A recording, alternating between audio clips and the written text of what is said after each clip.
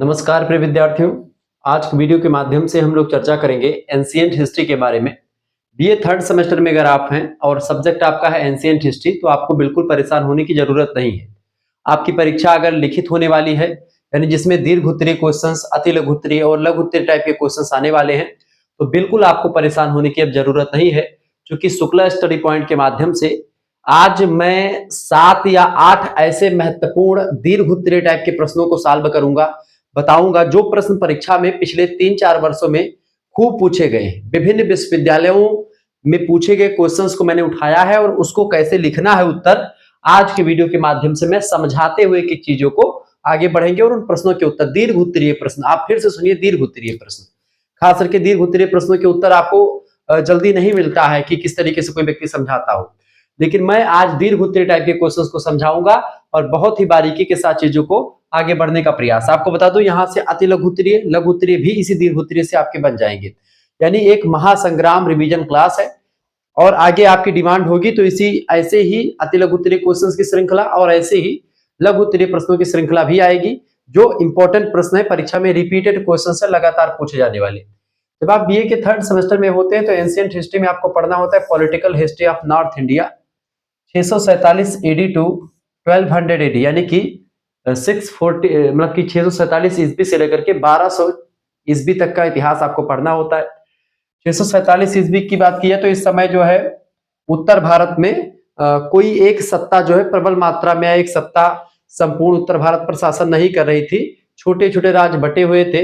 हर्षवर्धन की मृत्यु लगभग में हो चुकी थी और यही सब दौरान पूरा उसके उनके बाद के समय की पूरी स्थिति है।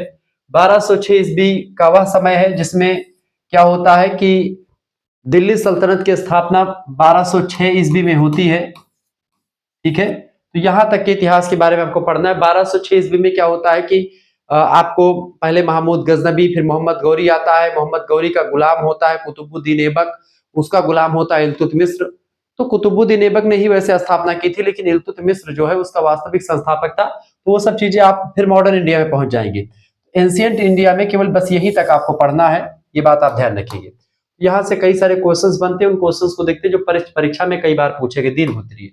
पहला प्रश्न, नागभट्ट द्वितीय के शासन काल की उपलब्धियों की विवेचना कीजिए, अथवा आपसे प्रश्न बन सकता है नागभट्ट द्वितीय के शासन काल की जो महत्वपूर्ण उपलब्धियां रही उसके बारे में बताते हुए उस पर प्रकाश डालें।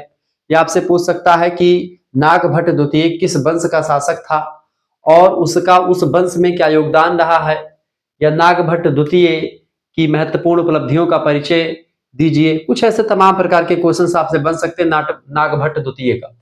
नागभट्ट द्वितीय गुर्जर प्रतिहार वंश का सबसे प्रतापी शासक माना जाता है। गुर्जर प्रतिहार वंश में आप देखते हैं 800 ईस्वी से लेकर के 833 ईस्वी तक का जो समय काल है ये इसी का शासन काल का समय है। परिचय हम समझते हैं गुर्जर प्रतिहार वंश के प्रतापी शासक नागभट्ट द्वितीय का। प्रतिहार वंश के शासकों में नागभट्ट द्वितीय का नाम अत्यंत गौरवपूर्ण है, यानी बहुत ही इंपॉर्टेंट है, ठीक है। तो ऐसे आप लिखिए, आराम से लिखिए, इत्मीनान से लिखना है, कोई हड़बड़ाना नहीं है, सरल भाषा में आपकी अपनी भाषा में लिखना है उत्तर। यह वत्सराज का पुत्र था। किसका पुत्र था बेटा?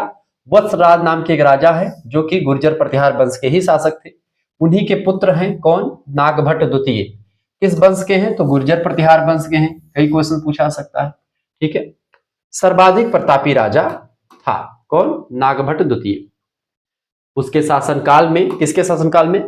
नागभट्ट द्वितीय के शासनकाल में प्रतिहार साम्राज्य ने राजनीतिक यानी कि पॉलिटिकल, धार्मिक यानी रिलीजियस, आर्थिक यानी इकोनॉमिकल, एंड यानी और सांस्कृतिक यानी कल्चरल, यानी कि सभी पॉइंट ऑफ व्यू से, सभी दृष्टियों से हाई उत्कर्ष यानी कि उच्चतम उत्कर्ष प्राप्त किया। कुछ बच्चे हमारे इंग्लिश मीडियम से पढ़ते हैं तो अंग्रेजी वाले बच्चे जो मेन मेन पॉइंट है मैं अंग्रेजी में बताता हुआ चलूंगा, हिंदी दोनों में, ताकि आपको कोई दिक्कत ना हो, ठीक है। तो उत्कर्ष पर था। कहा जाता है कि नागभट्ट द्वितीय ने उस नींव को दृढ़ किया जिस पर आगे चलकर मिहिर भोज भी गुर्जर प्रतिहार वंश का ही शासक है और मिहिर भोज ने बहुत कुछ किया है। यहां तक कि एक कदम नागभट्ट द्वितीय से आगे था मिहिर भोज। मिहिर भोज ने विशाल साम्राज्य का निर्माण किया। किसके द्वारा? इसके नागभट्ट द्वितीय का जो साम्राज्य था इसको और बढ़ाया चढ़ाया, इसको और अच्छे तरीके से फला फूला। इसकी राजनीतिक उपलब्धियां देखिए, कई सारी उपलब्धियां हैं, तो राजनीतिक उपलब्धियां समझते हैं।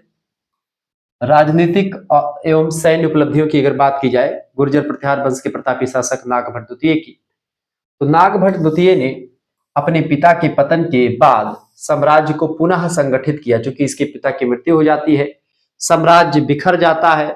जब कोई राजा मरता है तो मंत्री या फिर जो बड़े पद पर होते व्यक्ति वो सोचते हैं खुद ही राज हथिया ले जाए।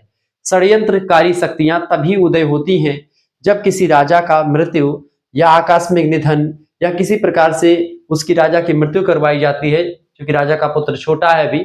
लेकिन नागभट्ट द्वितीय के समय में जो है इन्होंने तुरंत संभाल लिया, पुनः संगठित किया। जितना भी पतन हुआ था, जो भी इधर उधर हुआ था, सबको इकट्ठा कर लिया। चारों ओर फैले विद्रोहों को दबा भी दिया नागभट्ट द्वितीय ने। वत्सराज के समय में जो चीजें हुई थी उस सभी को कंट्रोल कर लिया। और नागभट्ट द्वितीय ने कन्नौज यानी कान्यकुब्ज जो समय जो है सबसे प्रतापी एरिया होता था, उस पर विजय प्राप्त कर उसे अपनी राजधानी बनाया। यही स्थान आगे चल करके प्रतिहार साम्राज्य की राजनीतिक और सांस्कृतिक राजधानी बना। कौन? कन्नौज।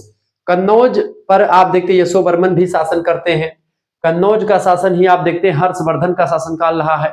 हर्षवर्धन को भी पराजित किया है कहीं ना कहीं पे नागभट्ट द्वितीय ने।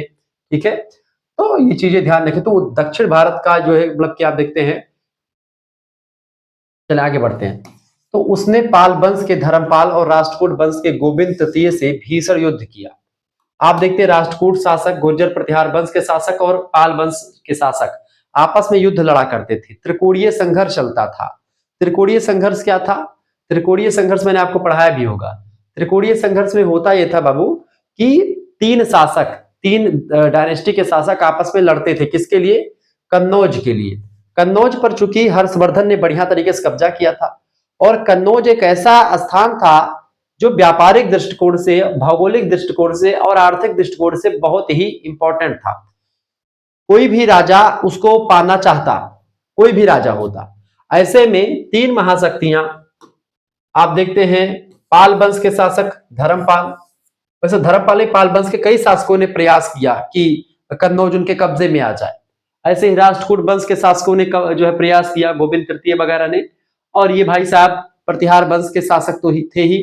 तो गुर्जर प्रतिहार वंश, पाल वंश और राष्ट्रकूट वंश, इन सभी लोगों ने भरसक प्रयास किया जब हर्षवर्धन की मृत्यु हो जाती है उसके बाद में कि कन्नौज को कब्जा कर लिया जाए। क्योंकि कन्नौज जो था सबसे शक्तिशाली या सबसे पावरफुल लैंड माना जाता था। क्योंकि कन्नौज पर व्यापार, विदेशी व्यापार भी अच्छे तरीके से आप कर सकते थे कन्नौज के माध्यम से। तो तमाम युद्ध लड़ा गया इन सभी के द्वारा। राष्ट्रकूट शासक गोविंद तृतीय से युद्ध लड़ा, धर्मपाल से, पाल शासक थे बंगाल के पाल शासक, उनसे युद्ध लड़ा। यद्यपि कभी कभी उसे अस्थायी पराजय मिली। अस्थायी मतलब होता है कि थोड़ा बहुत हार गया, फिर हट गया, फिर जीता, इस तरीके से हार मिली। परंतु अंततः उसने अपनी स्थिति को मजबूत किया। हारा जरूर एक आध बार वैसे छिटपुट, इसको किसी कारण से बचाना पड़ा, लेकिन हाँ हारता मतलब कि वो अस्थायी हार थी, मतलब पूर्ण रूप से हारा नहीं, हमेशा जो है अपनी शक्ति को मजबूत करता हुआ आगे बढ़ता गया। चौथी बात, अरब आक्रमणकारियों को पश्चिमी भारत खास करके सिंध व मालवा क्षेत्र से पीछे हटाया। जो अरब के आक्रमणकारी लगातार आक्रमण कर रहे थे उनको जो है पीछे हटा दिया। ये इतना प्रतापी था और इस कारण से उसे मलेच्छों का संहारक भी कहा जाता है। ठीक है, गुर्जर प्रतिहार वंश के शासक नागभट्ट द्वितीय को क्या कहते हैं? मलेच्छों का संहारक भी कहा जाता है। इन्होंने नागभट्ट द्वितीय ने गुजरात, राजस्थान, मालवा, बुंदेलखंड और मध्य भारत तक अपना शासन फैलाया। यानी शासन इसका जो था इन सभी एरिया में फैला हुआ था। उसके काल में प्रतिहार राज्य उत्तर भारत की सर्वाधिक शक्तिशाली शक्ति बन चुका था। हर्षवर्धन के बाद में आप देखेंगे या तो यशोवर्मन ने कन्नौज को संभाला या फिर नागभट्ट द्वितीय प्रतिहार वंश के शासकों ने उसको आगे बढ़ाया। दूसरी उपलब्धि है, ये तो थी राजनीतिक उपलब्धि। दूसरी उपलब्धि स्थापत्य और वास्तुकला, यानी कि वास्तुकला, स्थापत्य कला। वास्तुकला मतलब कि स्ट्रक्चर कैसे घर वर बनता था या इस तरीके से मंदिर वगैरह क्या बनवाया, ये सब चीजें। नागभट्ट द्वितीय का काल भारतीय मंदिर स्थापत्य कला के उत्कर्ष का युग था। यानी यहाँ पर मंदिर वगैरह निर्माण अच्छे तरीके से किए गए। उसने गुजरात के प्रसिद्ध सोमनाथ मंदिर खास करके प्रभास क्षेत्र का निर्माण करवाया था, जो भारतीय धार्मिक आस्था और स्थापत्य वैभव का अमर प्रतीक है। अब आप सोच सकते हैं सोमनाथ मंदिर, जिसको महमूद गजनबी ने कई बार जो है उसके धन मता को लूटा, लेकिन फिर भी उसको खत्म नहीं कर पाया, उस मंदिर का निर्माण नागभट्ट द्वितीय जी ने करवाया था। इसके अतिरिक्त उसने अनेक, खास करके भगवान शंकर के मंदिर, शिव मंदिर, विष्णु मंदिर और जैन मंदिरों का भी निर्माण करवाया।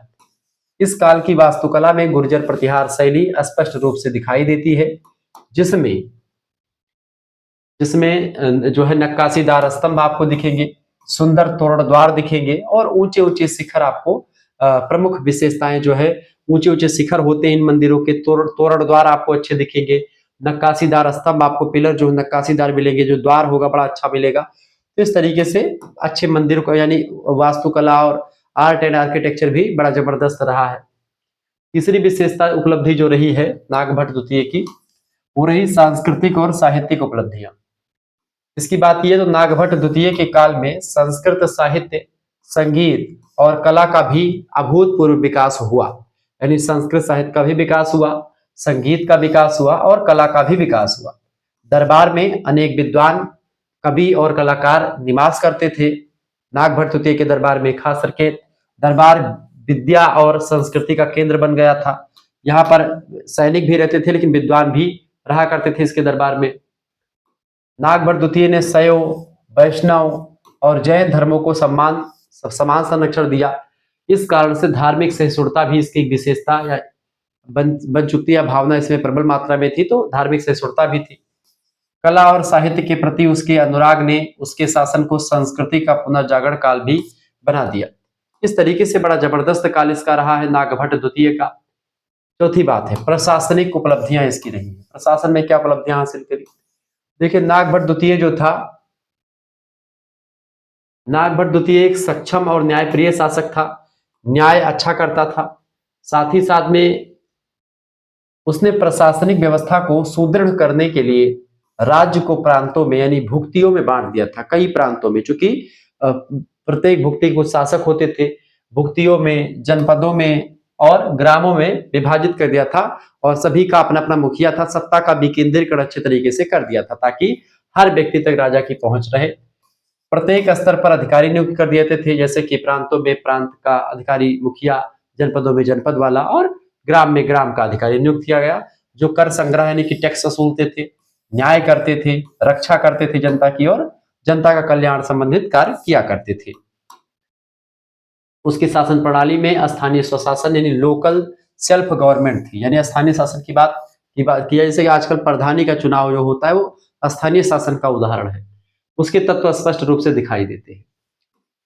न्याय व्यवस्था निष्पक्ष थी तथा प्रजा में राजा के प्रति विश्वास और निष्ठा भी बनी रही। पांचवी आर्थिक उपलब्धियां।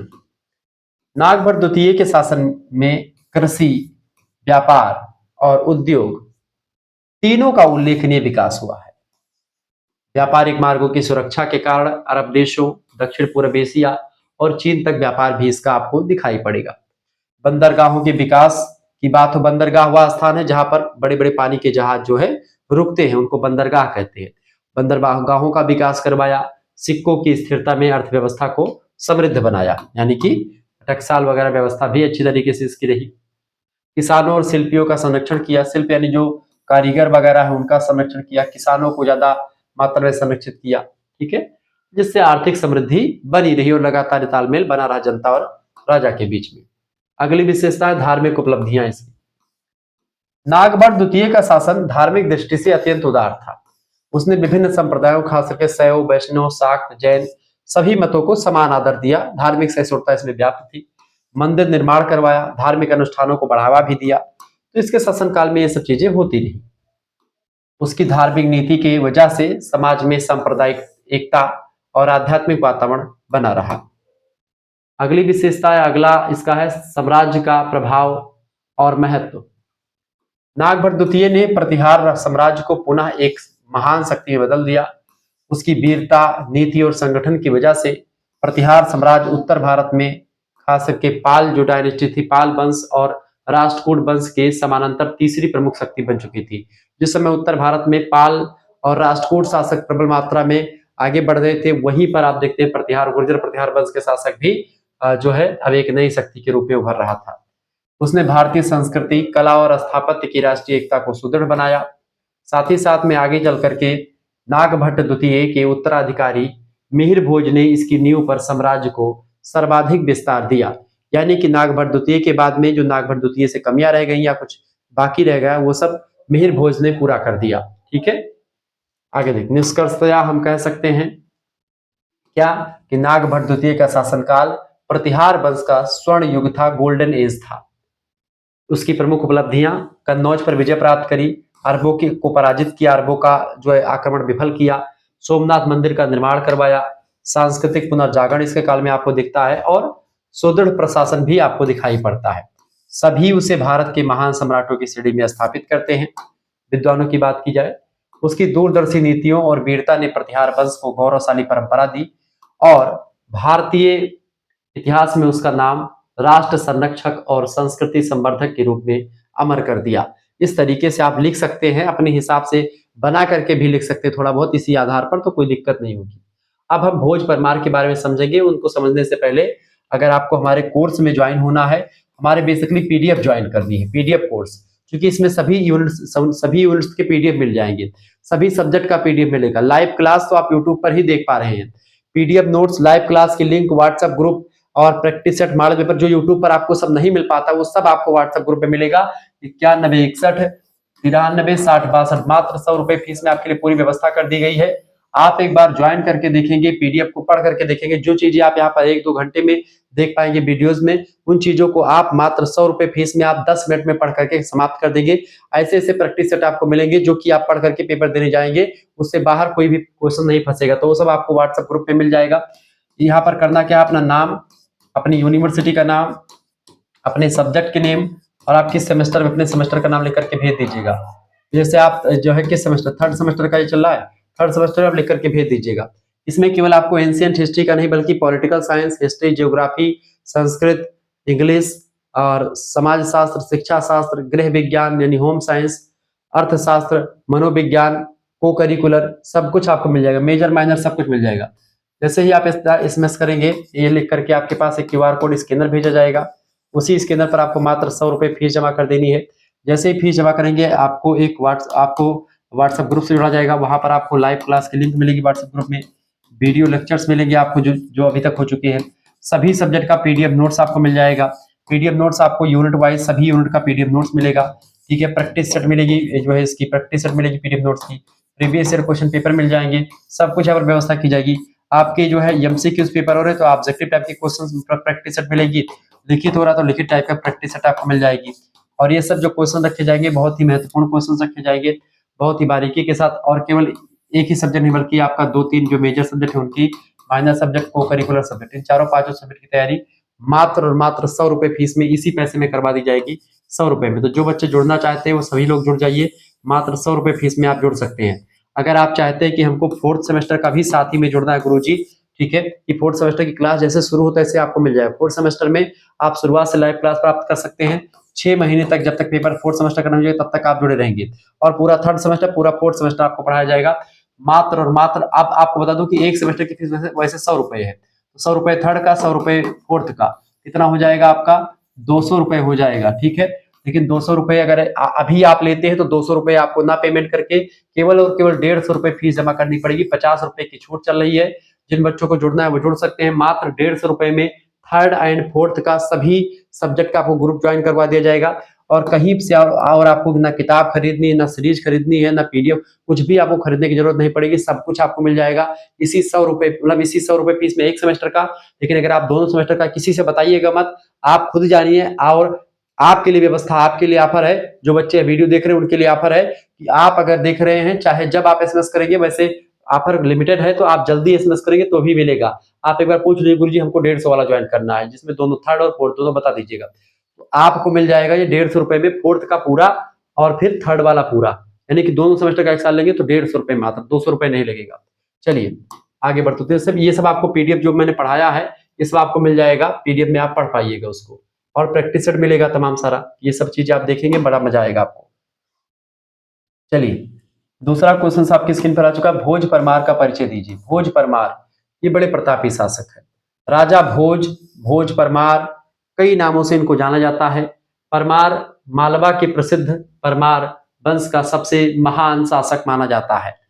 तो राजा भोज परमार जो थे ये मालवा के थे और मालवा के प्रसिद्ध परमार वंश इनके वंश का नाम है, इसीलिए इनके लास्ट नाम में परमार जुड़ा रहता है। तो ये सबसे प्रतापी शासक थे। उसका शासनकाल भोज परमार का 1010 ईस्वी से लेकर के 1055 ईस्वी तक का माना जाता है। राजा भोज का राज्य मुख्यतया धार यानी वर्तमान मध्य प्रदेश में स्थित था, जो उस समय मालवा की राजधानी हुआ करती थी। इतिहासकारों के अनुसार भोज न केवल एक पराक्रमी योद्धा था, बल्कि वह एक विद्वान कवि भी था, दार्शनिक भी था, एक अभियंता यानी इंजीनियर भी था, खगोल शास्त्री भी था, एक चिकित्सक भी था और वास्तुशास्त्री यानी घर वर बनाने की शैली को भी उसके बारे में पता था। साहित्य का महान संरक्षक था, स्वयं कवि था, स्वयं तमाम रचनाएं लिखा इसने, भोज परमार ने। ठीक है, देखिए भोज परमार भारतीय इतिहास के उन दुर्लभ राजाओं में से एक था जिसने राजनीति और विद्या दोनों क्षेत्रों में उच्च आदर्श स्थापित कर लिया था। वो एक तरफ राजनीति के समस्त पहलुओं को जानता था, दूसरी तरफ वो कविताओं के समस्त मापदंडों को समझता था। और इस तरीके से ऐसे दुर्लभ व्यक्ति ही आपको मिलेंगे जो है भारतीय इतिहास में, जो कि ज्ञान और राजनीति दोनों में निपुण हो। भोज को उसके असाधारण ज्ञान और बहुमुखी प्रतिभा की वजह से सम्राट भोज भी कहा जाता है। इनको विद्या निधि के नाम से भी जाना जाता है, सरस्वती पुत्र भी कहा जाता है, भारतीय पुनर्जागरण का अग्रदूत भी कह सकते हैं। मतलब ये सब उपाधियां आप अपने हिसाब से बना सकते हैं, मतलब अपने हिसाब से मैंने बताई है कि हाँ कह सकते हैं, ये कोई लिखी पढ़ी चीजें नहीं है। सम्राट भोज तो लिखा पढ़ा है, भारतीय पुनर्जागरण का अग्रदूत ये नहीं कह सकते, मतलब ये अपने हिसाब से मैंने बताया। भोज लेकिन आप लिखेंगे एग्जाम में, जब लिखेंगे तो एग्जामिनर को अच्छा लगेगा, नंबर मिलेगा। भोज परमार की प्रमुख उपलब्धियों की अगर बात की जाए, तो राजनीतिक और सैन्य उपलब्धियों की बात की जाए तो भोज परमार ने अपने राज्य की सीमाएं पश्चिम में गुजरात, उत्तर में राजस्थान और दक्षिण में विदर्भ तक बढ़ाई। उसने चालुक्य, काकतीय, कलचुरी और चालुकी राजाओं से अनेक युद्ध किए और कई बार विजयी भी हुआ। तो भोज परमार न केवल युद्ध में प्रवीण था, बल्कि वे रचना करने में भी प्रवीणता इसकी थी। उसका शासन मालवा से लेकर के नर्मदा घाटी तक, विंध्य क्षेत्र तक विस्तृत था। अपने पराक्रम के कारण से कि उसको मालवा का सम्राट भोज कहा जाता है। दूसरी उपलब्धि इसकी, मतलब दूसरी चीज ये है कि शांति और सुरक्षा की स्थापना भी करता है। भोज ने अपने साम्राज्य में एक सुदृढ़ प्रशासनिक व्यवस्था स्थापित की थी, चाहे न्याय को लेकर के हो, कर व्यवस्था की बात हो, सिंचाई, कृषि और व्यापार, सभी क्षेत्रों में स्थिरता लाता है। उसके शासनकाल में प्रजा सुखी और संपन्न थी, प्रजा को शिकायत का मौका नहीं देता था। उसके राज्य को राम राज्य जैसा शासन आप कह सकते हैं कि जैसे राम राज्य में होता था उस तरीके से ये शासन करता था। साहित्यिक योगदान की अगर बात करें, राजा भोज एक महान साहित्यकार और विद्वान राजा था। उसने संस्कृत में लगभग 84 ग्रंथ के आसपास लिखा, जिसमें से कई ग्रंथ जो है नहीं मिलते हैं, कुछ ही ग्रंथ इसके प्राप्त होते हैं। जो प्राप्त होते हैं उनको मैं बता रहा हूं। जैसे सरस्वती कंठा भरणम काव्य और अलंकार पर आधारित ये प्रसिद्ध ग्रंथ है, बड़ा फेमस ग्रंथ है। सरस्वती कंठा भरणम ये रचना इसने लिखी है, राजा भोज मतलब भोज परमार ने। राजमार्तंड योग शास्त्र पर आधारित है, मतलब ये भी इन्होंने लिखा है। सम्रांगण सूत्रधार स्थापत्य और वास्तुशास्त्र पर प्रसिद्ध ग्रंथ है, ये भी भोज परमार ने लिखा। तत्व प्रकाश, राजनीति शतक, युक्ति कल्पतरु, श्रृंगार प्रकाश आदि से तमाम प्रकार के ग्रंथ इन्होंने लिखे हैं भोज परमार साहब ने। उसकी रचनाओं में काव्य, वास्तुशास्त्र, नीति, योग, औषधि, ज्योतिष और संगीत जैसे सभी विषयों का ज्ञान झलकता है, यानी सब कुछ आपको दिखाई पड़ता है। स्थापत्य और नवनिर्माण कार्य की अगर बात की जाए तो राजा भोज ने कई सारे चीजों का निर्माण करवाया। भोज ने अपने राज्य में अनेक मंदिर बनवाए, तमाम सारे तालाब बनवाए, किलों का निर्माण करवाया रक्षा के लिए, नगरों का तमाम सारे निर्माण करवाया। सबसे प्रसिद्ध निर्माण जो इसका रहा है, भोजपुर का शिव मंदिर का निर्माण करवाया, जिसको भोजेश्वर मंदिर कहते हैं। अधूरा मंदिर है, लेकिन विशाल और भव्य स्थापत्य कला का उदाहरण है ये। भोजताल, जिसको भोपाल कहते हैं, कहा जाता है कि भोज ने भोपाल के पास एक विशाल झील का निर्माण करवाया था, इसीलिए आज भोपाल नाम उसको कहा गया। भोपाल जो है इन्हीं के नाम पर पड़ा। तो भोजताल निर्माण करवाया था, जिससे शहर का नाम भोजपाल यानी भोपाल पड़ा, भोजपाल से भोपाल हो गया। उसने धार नगर को शिक्षा और संस्कृति का प्रमुख केंद्र बना दिया था। ये थे भोज परमार। शिक्षा और विद्या का संरक्षण भी खूब किया। भोज ने अपने राज्य में अनेक विद्यालयों का निर्माण करवाया, गुरुकुलों का और विश्वविद्यालयों की स्थापना करवाई। धार और उज्जैन उसके समय में विद्या और विद्वानों के प्रमुख केंद्र बन चुका था। दूर दूर से विद्वान लोग उसके दरबार में आया करते थे, जहां वाद विवाद होता था, चर्चाएं होती थी, ग्रंथों की रचना की परंपरा पर चर्चा होती थी और तमाम प्रकार की चीजें हुआ करती थी। उसके दरबार को दूसरा नालंदा भी आप कह सकते हैं, चूंकि इसके दरबार में बहुत, चूंकि खुद विद्वान था तो तमाम विद्वानों की अहमियत को समझता था, विद्वानों से तर्क वर्क करना इसको पसंद था। छठी विशेषता है कि विज्ञान और तकनीकी ज्ञान भी इसके पास था। भोज परमार को वास्तुशास्त्र का भी अच्छा ज्ञान था, गणित भी जानता था, ज्योतिष विद्या भी जानता था और यांत्रिक विज्ञान का गहन ज्ञान भी इसके पास था। यंत्र वगैरह का निर्माण करना भी इसको आता था। उसने समरांगण सूत्रधार में उड़ने वाली मशीन यानी विमान के बारे में बताया, यंत्र और भवन निर्माण तकनीकी का भी उल्लेख किया। इस तरीके से तमाम प्रकार के यंत्रों का बारे में भी बताया। यह ग्रंथ भारतीय प्राचीन तकनीकी ज्ञान का एक अद्भुत उदाहरण के रूप में हम ले सकते हैं, जान सकते हैं। भोज परमार की अगली विशेषता है कि ये कला, संगीत और संस्कृति का विकास भी करता है। भोज के समय संगीत, नृत्य, मूर्तिकला, चित्रकला, नाट्यकला का अद्भुत विकास दिखाई पड़ता है। उसने कलाकारों और कवियों को आश्रय दिया, जिससे मालवा का सांस्कृतिक वैभव बढ़ता है। इसलिए उसका युग मालवा का स्वर्ण युग कह सकते हैं, क्योंकि मालवा में इसने बड़ा काम किया। निष्कर्षतः हम कह सकते हैं कि राजा भोज परमार भारतीय इतिहास का वह व्यक्तित्व है जिसमें शौर्य और विद्या का अद्भुत संगम दिखाई देता है। वह न केवल एक विजयी राजा था, बल्कि एक महान विद्वान भी था, एक महान लेखक भी था, एक महान राष्ट्र निर्माता भी था। जहां जहां सरस्वती है वहां वहां भोज है, यह कथन उसकी विद्वता का प्रमाण है। भोज परमार का शासनकाल भारतीय संस्कृति, भारतीय साहित्य और विज्ञान के इतिहास में स्वर्ण युग के नाम से अमर है। ये बात आप ध्यान। तो भोज परमार भी प्रतापी शासक है, जिस तरीके से मिहिर भोज प्रतापी शासक है गुर्जर प्रतिहार वंश के, जिस तरीके से जो है नागभट्ट द्वितीय प्रतापी शासक है, उसी तरीके से आप ये भी प्रतापी शासक है। आगे देखेंगे। तीसरा, इसी परमार वंश का शासक है। तीसरा प्रश्न है, ये दूसरा गलत लिखा है। परमार वंश का शासक है वाकपति मुंज। इसकी उपलब्धियां बताएं, इसकी उपलब्धियों के बारे में बताएं। परमार वंश का शासक वाकपति मुंज, परीक्षा में खूब पूछा था इसके बारे में। जैसे मिहिर भोज हो गया, नागभट्ट द्वितीय हो गया, हमेशा प्रश्न आएगा, ध्यान रखेंगे। वाकपति मुंज की उपलब्धियां लगभग में 773 से 995 973 से 995 ईस्वी तक शासनकाल रहा वाकपति मुंज का। वाकपति मुंज जिसे केवल मुंज भी कहा जाता है या सिंघड़ देव के नाम से भी जाना जाता है, मालवा के परमार वंश का अत्यंत प्रसिद्ध शासक था। वह राजा सियक द्वितीय का पुत्र था। किसका पुत्र था? सियक द्वितीय का पुत्र था। और आगे चल करके महान सम्राट राजा भोज परमार का चाचा था। क्योंकि भोज परमार का कौन था? ये चाचा था। भोज परमार के चाचा का क्या नाम था? वाकपति मुंज। वाकपति मुंज के बाद आप देखते भोज परमार आते हैं। भोज परमार जो थे, भोज परमार का चाचा था कौन? वाकपति मुंज। उसका शासनकाल 10वीं शताब्दी के उत्तरार्ध में हुआ, जब भारत में चालुक्य, राष्ट्रकूट, चंदेल और प्रतिहार जैसे शक्तियां परस्पर संघर्ष कर रही थी। उस समय प्रादुर्भाव हुआ एक ऐसे महान और प्रतापी शासक वाकपति मुंज का, जिसने परमार वंश के ध्वजा पताका को काफी दूरी तक लहराया। मुंज ने अपने पराक्रम, नीति कौशल और विद्या अनुराग से परमार वंश को एक नई ऊंचाइयों तक ले गया और इस तरीके से इतिहासकारों ने उसे कविराज मुंज के नाम से भी संबोधित किया, वाकपति मुंज भी कहा, दक्षिण विजयकर्ता भी कहा। ऐसे तमाम प्रकार की उपाधियों से इसको विद्वानों ने सम्मानित किया। यह था वाकपति मुंज, जिसके बारे में मैंने बताया, परमार वंश का एक कुलदीपक, और ये चाचा था किसका? भोज परमार जैसे विद्वान का। पहली उपलब्धि लिखिए, राजनीतिक और सैन्य उपलब्धियां। वाकपति मुंज एक अत्यंत पराक्रमी और महत्वाकांक्षी सेना नायक था। बहुत ही प्रतापी सेना नायक था। उसने मालवा के सीमावर्ती प्रदेशों में फैले विद्रोहों को दबाया और साम्राज्य को संगठित किया।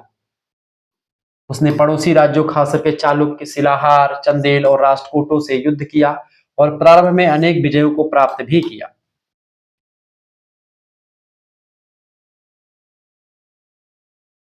उसने दक्षिण के चालुक्य राजा तैलप द्वितीय पर कई बार आक्रमण किया और उसे अनेक युद्धों में पराजित भी किया, किंतु अंतिम युद्ध में वाकपति मुंज स्वयं बंदी बना लिया गया और वीरता से इसको मृत्यु मतलब वीर गति प्राप्त हो जाती है।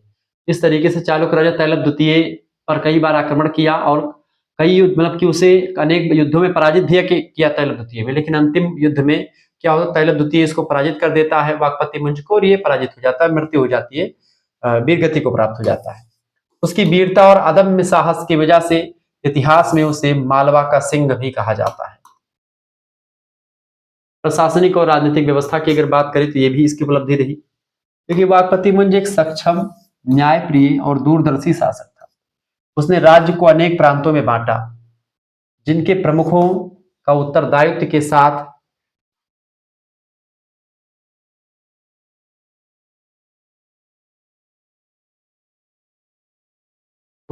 साथ प्रशासनिक अधिकार दिए गए थे।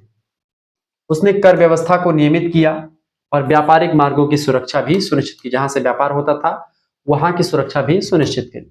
उसकी शासन व्यवस्था में स्थानीय प्रशासन को विशेष महत्व प्राप्त था, जिससे जिससे क्या हुआ, प्रजा में स्थिरता और शांति बनी रही।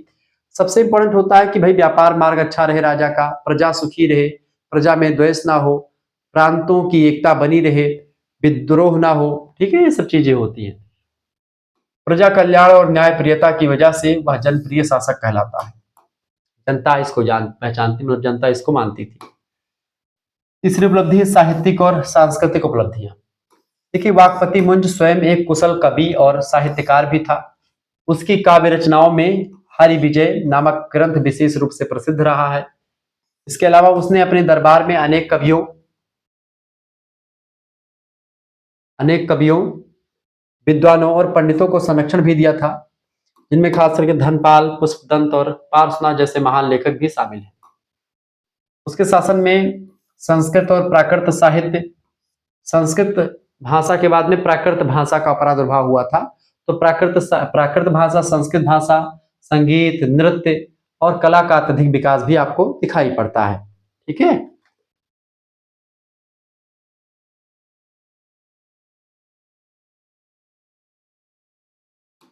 और इसी वजह से उसका दरबार विद्या और कला का तीर्थ स्थल कहलाता है। उसकी साहित्यिक प्रतिभा की वजह से इतिहास में उसे कविराज मुंज की उपाधि भी दी जाती है। स्थापत्य और धार्मिक उपलब्धियां भी इसकी रही हैं। वाकपति मुंज ने मालवा, उज्जैनी और धारा नगरी में अनेक मंदिरों, किलों और सरोवरों और नगरों का निर्माण करवाया। उसने धारा नगरी को एक सुदृढ़, सुसंस्कृत और कलात्मक राजधानी के रूप में विकसित किया। साथ ही साथ में उसकी धार्मिक नीति सहिष्णु और उदार थी, सभी धर्मों का समान सम्मान करता था, चाहे शैव, वैष्णव, जैन धर्म को समान संरक्षण देता था अपने यहाँ पर। उसके द्वारा निर्मित मंदिरों में शिल्पकला, नक्काशी और स्थापत्य का अद्भुत संयोजन दिखता है। साथ ही साथ में उसकी कला रुचि के कारण मालवा एक बार पुनः सांस्कृतिक केंद्र के रूप में प्रसिद्ध हुआ। इस तरीके से वाकपति मुंज बड़ा प्रतापी और बड़ा ही विद्वान और बहुत ही कला प्रेमी शासक रहा है। आर्थिक उपलब्धियों की अगर बात की जाए तो वाकपति मुंज के शासन में कृषि, उद्योग और व्यापार, इन तीनों क्षेत्रों में उल्लेखनीय प्रगति आपको देखने को मिल जाएगी। साथ ही साथ में आप आगे देखेंगे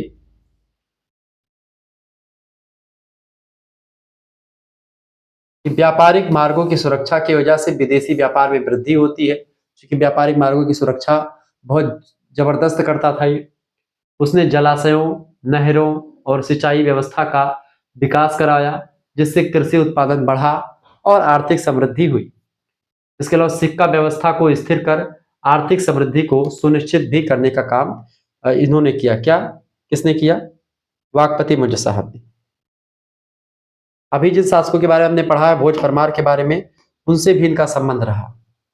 भोज परमार से क्या संबंध रहा उसको समझने का प्रयास करते हैं।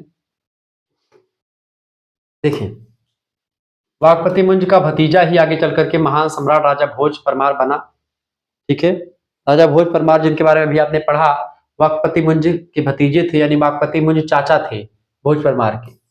भोज ने स्वयं कहा था कि उसके जीवन की प्रेरणा मुंज की विद्या, नीति और वीरता से मिली है। यानी कि जो भोज परमार हैं स्वयं बताते हैं कि हम जो कवि बने, हमारी जो विद्या है या कला के प्रति रुचि है, वो हमने अपने चाचा से सीख करके आगे बढ़ाई है।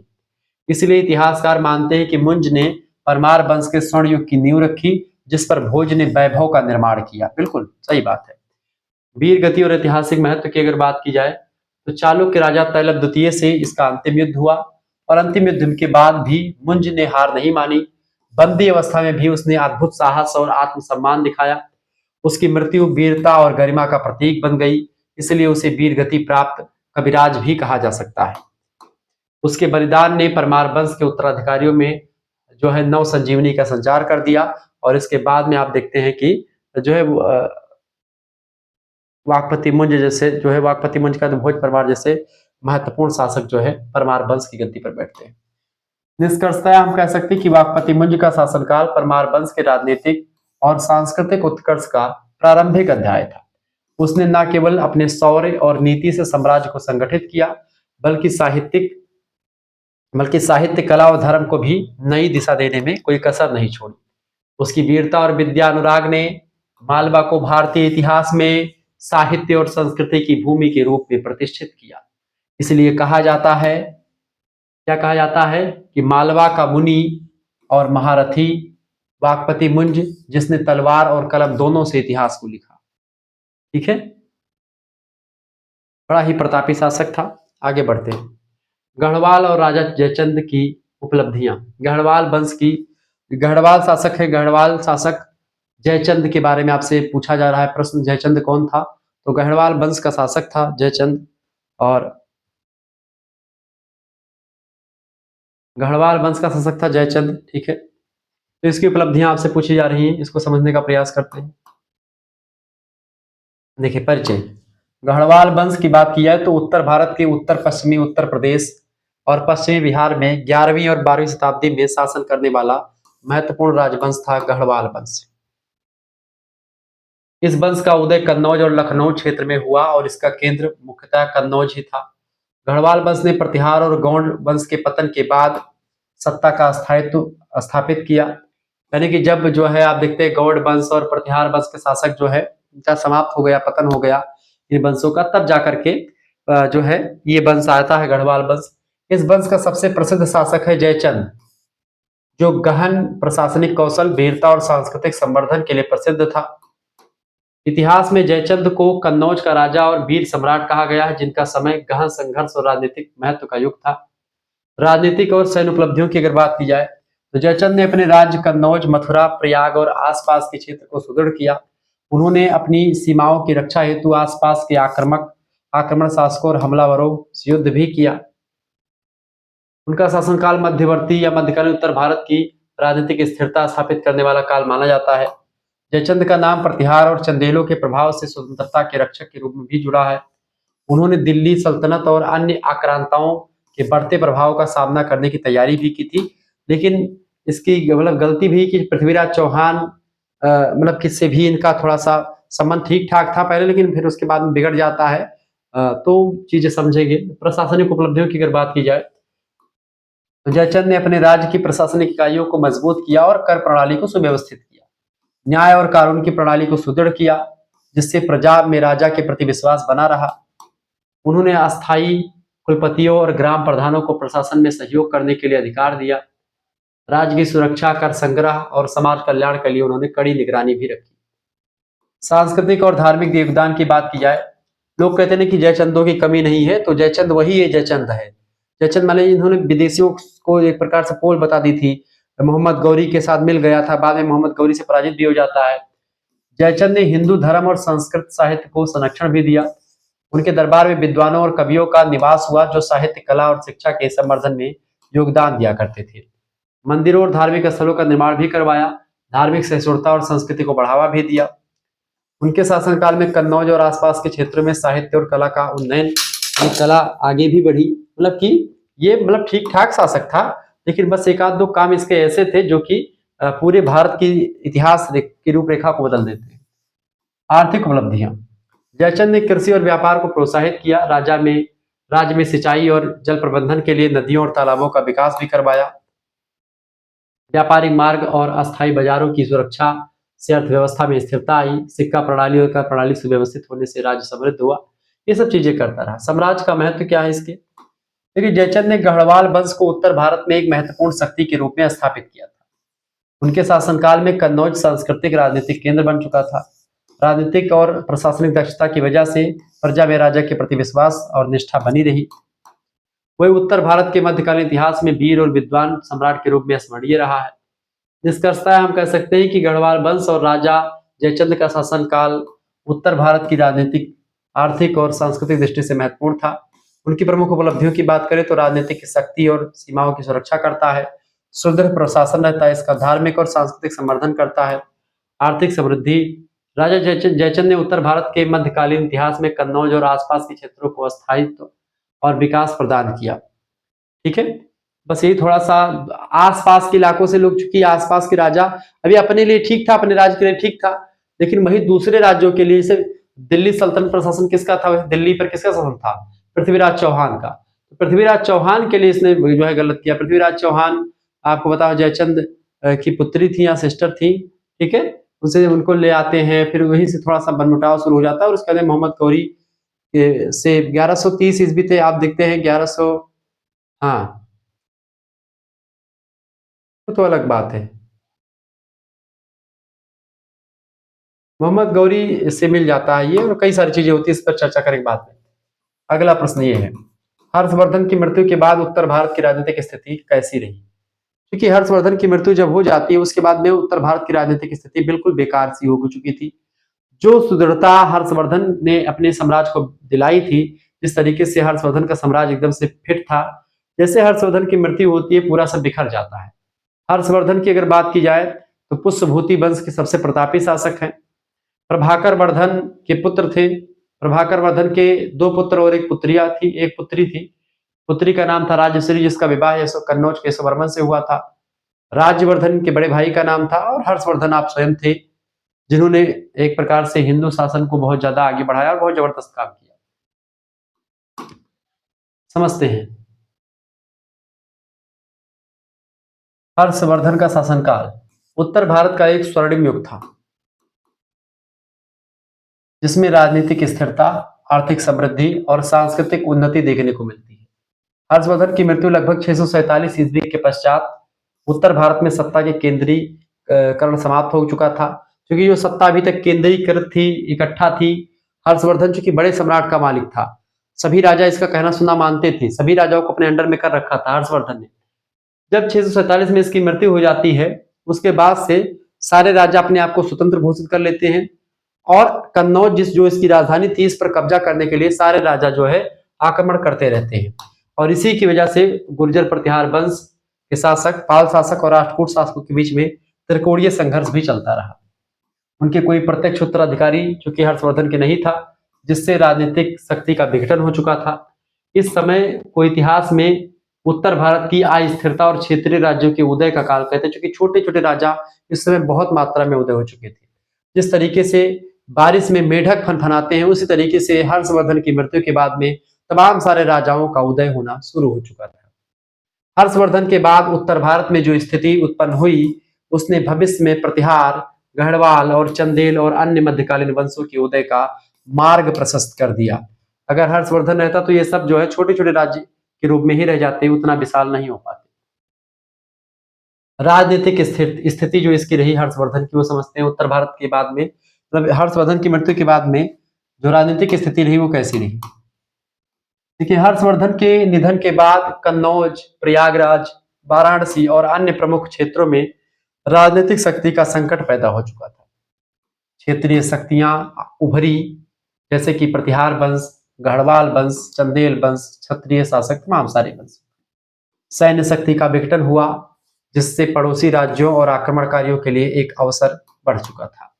राज्य सत्ता के केंद्रीकरण का अभाव, यानी कि सत्ता इकट्ठा नहीं थी, सत्ता विकेंद्रीकृत हो चुकी थी, सब बढ़ चुकी थी, और राजनीतिक फ्रैक्शन की वजह से कई छोटे छोटे राज्यों का निर्माण हो चुका था। इस समय राजनीतिक और सैन्य प्रतिस्पर्धा तेज हो गई और उत्तर भारत में अस्थायी स्थिरता की कमी रही।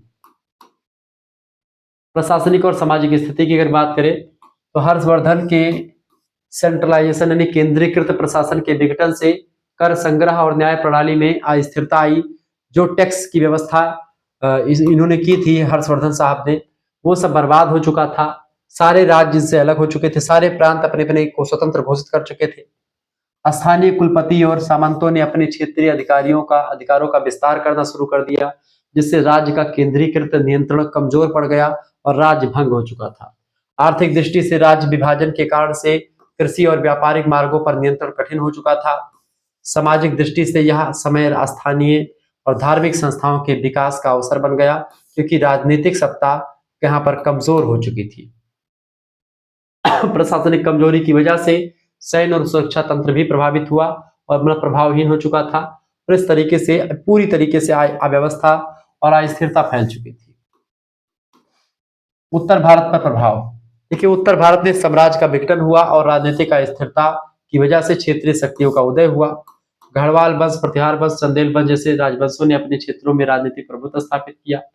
सांस्कृतिक और धार्मिक गतिविधियां पूरी तरह प्रभावित नहीं हुई, लेकिन राजनीतिक संरचना कमजोर हो चुकी थी। समग्र प्रशासनिक नियंत्रण घट चुका था।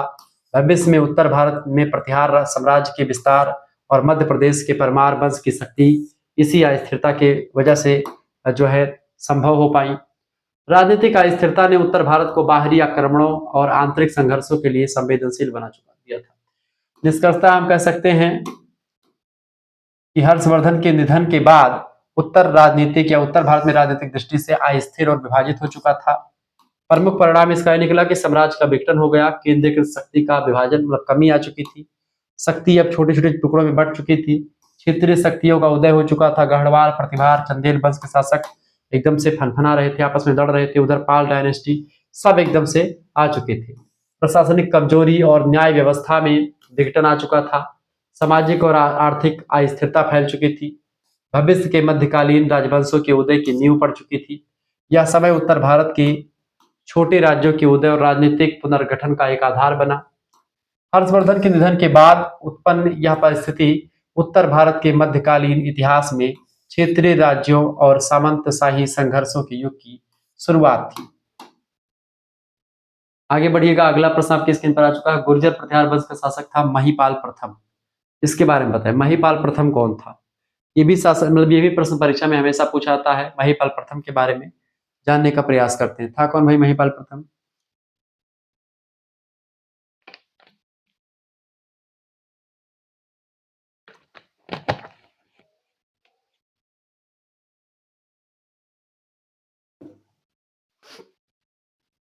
महिपाल प्रथम महिपाल प्रथम का जो है परिचय और महिपाल प्रथम की उपलब्धियां जो रही हैं, शासनकाल 913 से 944 तक रहा है। महिपाल प्रथम प्रतिहार वंश के एक प्रमुख शासक थे। उनका शासनकाल लगभग 913 से 944 ईस्वी तक का रहा है। हर्षवर्धन के पश्चात उत्तर भारत में राजनीतिक अस्थिरता थी और इस समय प्रतिहार साम्राज्य का प्रभाव कमजोर हो रहा था। जिस समय ये आया था, महिपाल ने प्रतिहार साम्राज्य को पुनः संगठित और सुदृढ़ किया। वे केवल एक वीर शासक नहीं बल्कि सक्षम प्रशासक, दूरदर्शी नेता और संस्कृति के भी अच्छे खासे संरक्षक रहे। उनके दरबार में विद्वान, कवि, कलाकार निवास करते थे, जिससे साहित्य, कला और संस्कृति का विकास हुआ। उन्होंने धर्मनिरपेक्ष शासन किया और विभिन्न संप्रदायों को समान सम्मान दिए, जिसमें धार्मिक सहिष्णुता और सामाजिक एकता बनी रही। तो कई राजाओं में चीजें आप लिख सकते, कॉमन सी चीजें हैं प्रतिहार वंश में या किसी भी वंश में। महिपाल प्रथम का शासनकाल उत्तर भारत में प्रतिहार साम्राज्य के राजनीतिक और सांस्कृतिक पुनरुत्थान का काल माना जाता है। ये सब चीजें आप लिखेंगे, बड़ा अच्छा लगेगा एग्जामिनर को। बना करके भी लिख सकते हो, कोई जरूरी नहीं कि हाँ पूरा, बस कुछ कुछ डाटा फैक्ट रखिए, बाकी आप बना करके भी लिख दीजिएगा। राजनीतिक और सैन्य उपलब्धियां देखिए, महिपाल ने पूर्ववर्ती क्षेत्रों और कन्नौज सहित कई क्षेत्रों पर पुनः नियंत्रण स्थापित कर लिया। उन्होंने पाल वंश और चंदेलों से हुए संघर्षों में विजय प्राप्त करी। जो गुर्जर प्रतिहार वंश और चंदेल शासक और इनसे संघर्ष हो रहा था, उस संघर्ष में जीता ये। सामंतों और विद्रोहियों को दमन कर साम्राज्य की केंद्रीकरण और मजबूत साम्राज्य को किया। उनकी सेना ने उत्तर पश्चिमी भारत और कन्नौज में सैन्य प्रभुत्व को बनाए रखा। उत्तर भारत में प्रतिहार साम्राज्य को मुख्य शक्ति केंद्र के रूप में पुनः स्थापित करने का काम महिपाल प्रथम ने किया। प्रशासनिक उपलब्धियों की अगर बात करें तो राज्य की बात करें तो राज्य प्रशासन को प्रांतीय, जनपदीय और ग्राम स्तर पर विभाजित कर दिया। कुशल अधिकारियों की नियुक्ति कर संग्रह, न्याय, रक्षा और जन कल्याण सुनिश्चित किया। न्याय प्रणाली निष्पक्ष थी, जिससे प्रजा में राजा के प्रति विश्वास और निष्ठा बनी रही। शासन में स्थानीय स्वशासन के तत्व स्पष्ट रूप से दिखाई देते हैं। प्रशासनिक सुधारों की वजह से साम्राज्य की केंद्रीकृत शक्ति मजबूत हो चुकी थी। आर्थिक उपलब्धियों की अगर बात की जाए तो कृषि, व्यापार और शिल्प में उन्नति हुई। व्यापारिक मार्गों की सुरक्षा और बंदरगाहों का विकास किया गया। सिक्कों और मुद्रा प्रणाली को सुदृढ़ किया गया। किसानों, शिल्पियों और व्यापारियों को संरक्षण मिला। यही सब चीजें आप कॉमन चीजें हैं, सब चीजें आप लिख सकते हैं। आर्थिक समृद्धि ने साम्राज्य की जो है सामाजिक स्थिरता और शक्ति को बढ़ावा दिया। ये सब चीजें हमेशा पूछी जाती है और हमेशा ये सब चीजें आप लिख सकते हैं। सांस्कृतिक और धार्मिक उपलब्धियां, देखिए महिपाल ने हिंदू धर्म और जैन धर्म का संरक्षण, दोनों का संरक्षण किया। मंदिर निर्माण करवाया और धार्मिक अनुष्ठानों का प्रोत्साहन दिया। दरबार में विद्वान, कवि और कलाकार निवास करते थे, जिससे साहित्य, कला और संस्कृति को बढ़ावा मिलता है। ये सब चीजें आप लिख सकते हैं। धर्मनिरपेक्ष शासन और सहिष्णु नीति ने धार्मिक और सामाजिक एकता को मजबूत किया, सुदृढ़ किया। साम्राज्य का महत्व क्या है? देखिए, महिपाल के शासनकाल में प्रतिहार साम्राज्य का पुनरुत्थान हुआ। जो साम्राज्य जो था ढह रहा था, उस साम्राज्य को फिर से जो है उत्थान पर लाने का काम इसने किया। उत्तर भारत में साम्राज्य के सैन्य, राजनीतिक और आर्थिक शक्ति हासिल की। प्रशासनिक दक्षता और सांस्कृतिक संवर्धन ने प्रतिहार वंश की प्रतिष्ठा और स्थायित्व को बढ़ावा दिया। उनके उत्तराधिकारी इसी आधार पर साम्राज्य का विस्तार और मजबूती कर सके और इस तरीके से चीजें बढ़ती गई। निष्कर्षतः हम कह सकते हैं कि महिपाल प्रथम का शासनकाल प्रतिहार वंश का पुनर्जागरण काल था। प्रमुख उपलब्धियों की बात करें तो पूर्ववर्ती क्षेत्रों का पुनः अधिग्रहण किया। जहां जहां पर इसका जो है छूट गया था जमीन जायदाद इसकी, उसको फिर से कब्जा कर लिया। प्रशासनिक और न्यायिक सुदृढ़ता बनाए रखा।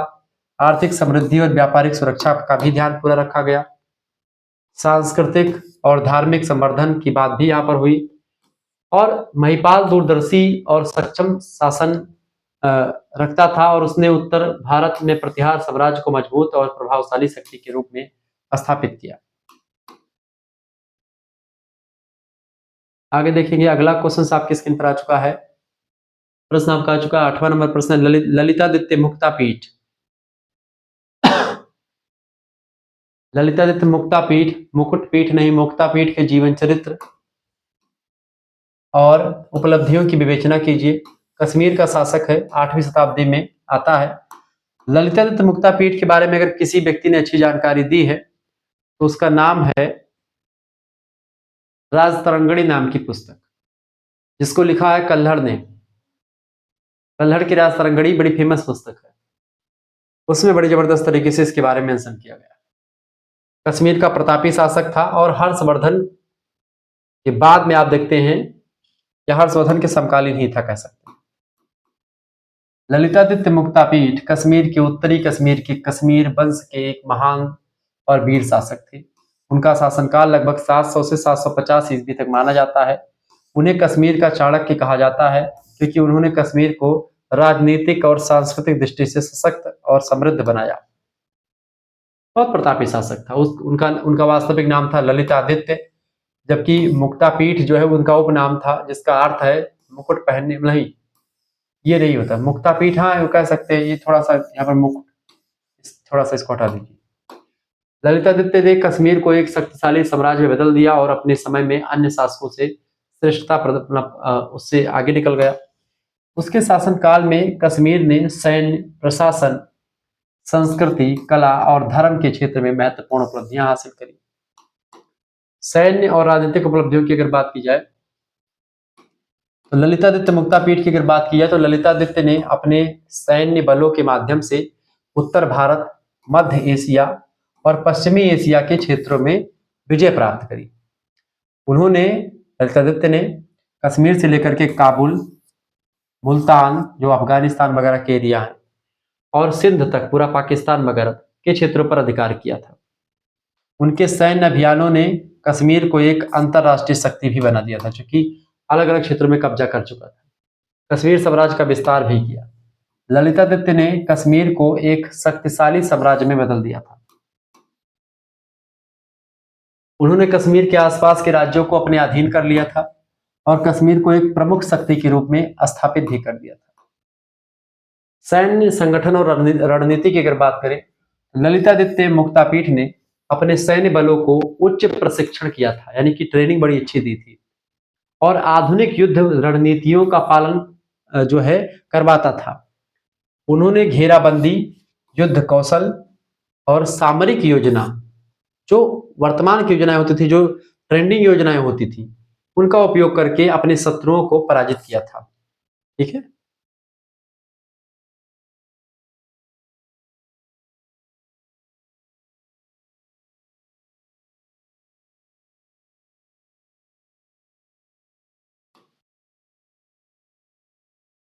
प्रशासनिक और न्यायिक सुधार की बात की है तो उसने भी किया।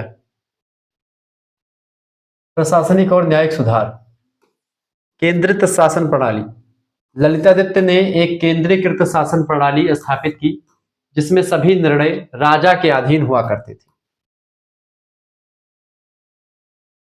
उन्होंने प्रांतीय और क्षेत्रीय अधिकारियों की नियुक्ति की जो स्थानीय प्रशासन को सुदृढ़ कर किया करते थे। न्यायिक व्यवस्था भी इसकी बड़ी जबरदस्त थी। उन्होंने ललितादित्य मुक्तापीठ ने एक न्यायिक प्रणाली स्थापित की थी जिसमें न्यायाधीशों की नियुक्ति करता था। न्याय का आधार धर्मशास्त्रों और राजनीतिक सिद्धांतों के आधार पर, पॉलिटिकल थियरी और जो धर्मशास्त्र में बातें लिखी होती थी उसके आधार पर दंड या जो है न्याय मिलता था, जिससे समाज में न्याय और समानता बनी रहती थी।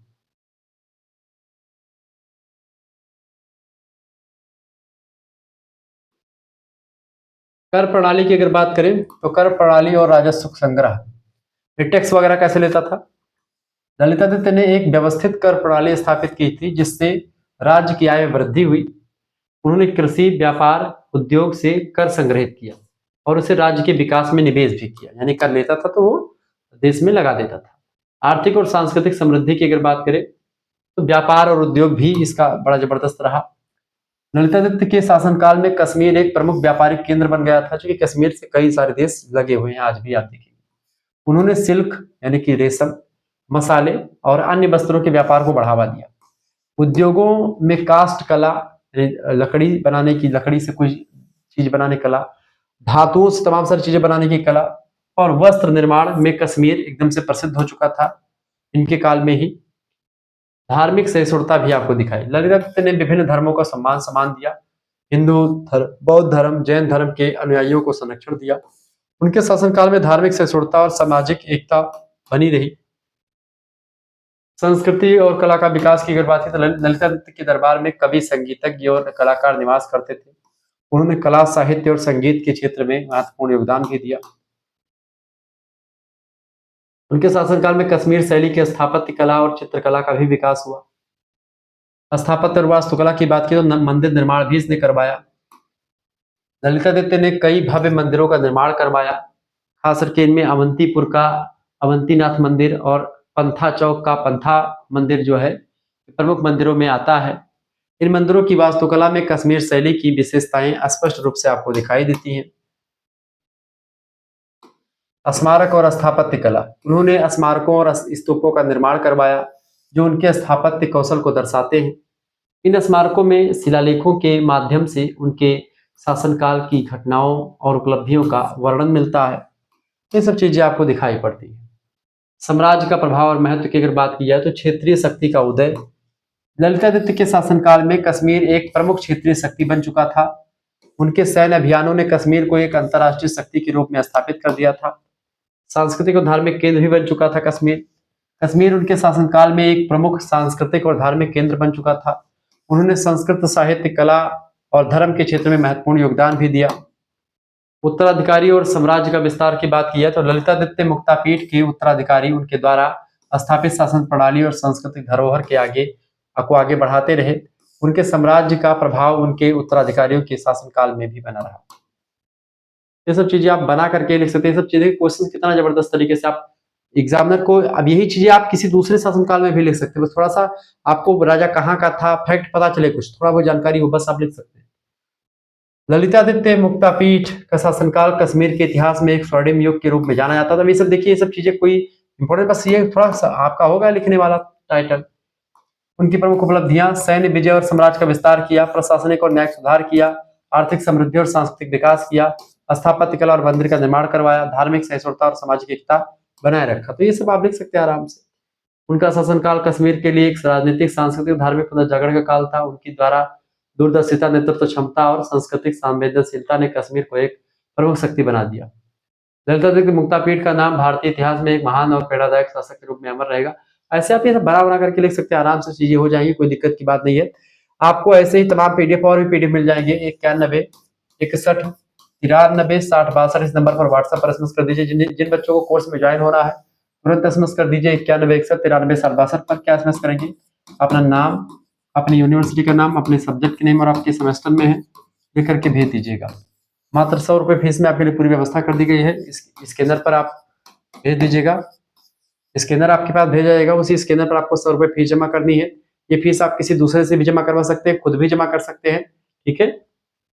इसमें आपको सभी सब्जेक्ट की लाइव क्लास की लिंक मिलेगी, ठीक है, जो भी आपका सब्जेक्ट होगा। सबसे इंपॉर्टेंट बात है कि इसमें पीडीएफ नोट्स मिलेगी, सभी सब्जेक्ट की पीडीएफ नोट्स मिलेगी। इसमें प्रैक्टिस सेट मिलेगी तमाम सारी, आपको मॉडल पेपर मिलेंगे, रिवीजन क्लास मिलेगा, मैराथन क्लास मिलेगा। एक सब्जेक्ट बल्कि आपके 2-3 मेजर सब्जेक्ट, एक माइनर सब्जेक्ट, एक को करिकुलर सब्जेक्ट, सभी की तैयारी आपकी हो जाएगी। को करिकुलर आपका चाहे फिजिकल एजुकेशन हो, चाहे मानव मूल्य पर्यावरण अध्ययन हो या कोई और हो, सारी तैयारी आपकी करवाई जाएगी। परेशान होने की जरूरत नहीं है। ऑब्जेक्टिव परीक्षा होगी तो उसका भी मिलेगा, लिखित होगी तो उसका भी मिलेगा। मिलते हैं फिर नेक्स्ट वीडियो में, तब तक के लिए जय हिंद जय भारत। आप सभी का बहुत बहुत धन्यवाद हमारे से जुड़ने के लिए। इसी प्रकार से अपना प्यार बनाए रखेंगे। आपको बता दूं कि ऑब्जेक्टिव वाला मॉडल पेपर जल्द ही आने वाला, उसके लेकर के तैयारी चल रही है, जल्द ही मिलेगा, वैसे ही आपके समक्ष आ जाएगा। तो बिल्कुल वीडियो को शेयर करें और लाइक करें, चैनल पर नए तो सब्सक्राइब भी कर दीजिएगा। बहुत बहुत धन्यवाद। इस तरीके से अपना प्यार और दुलार हमेशा बनाए रखिएगा। शुक्ला स्टडी पॉइंट आप सभी का हमेशा आभारी रहेगा। आप लोगों ने 9 लाख सब्सक्राइबर कर दिए, जल्दी से 1 मिलियन पहुंचाइए, फिर सिल्वर प्ले बटन मतलब गोल्डन प्ले बटन आ जाए और उसकी बधाई आप लोगों को दी जाए। बहुत बहुत धन्यवाद आप सभी का। इस तरीके से अपना प्यार बनाए रखें। बहुत बहुत धन्यवाद।